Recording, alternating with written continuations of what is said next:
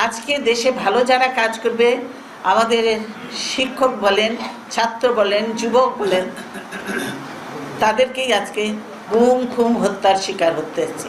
এইটা একটা, আমি বলবো এইটা এদের নয়, আরও অনেকের মহাপরিকল্পনা এটা, যে বাংলাদেশকে ছোটো বানিয়ে রাখতে হবে, বাংলাদেশের মানুষকে মূর্খ, অকেজো, দুর্বল বানিয়ে রাখতে হবে। সেজন্য আপনাদের মতো শিক্ষিত বিবেকবান লোককে জাগতে হবে, আপনাদেরকে উঠে দাঁড়াতে হবে, আজকে এর প্রতিবাদ করতে হবে জোরে সোরে, না হলে এর থেকে আমরা রেহাই পাব না। আমরা স্বাধীনতা যুদ্ধ করেছি, মুক্তিযুদ্ধ করেছি কারো গোলামি করার জন্য নয়, কারো শৃঙ্খলা আবদ্ধ হওয়ার জন্য নয়। আমরা যুদ্ধ করেছি, দেশ স্বাধীন করেছে, এতগুলা লোক মৃত্যুবরণ করেছে, তাদের আত্মারা শান্তি পাচ্ছে না।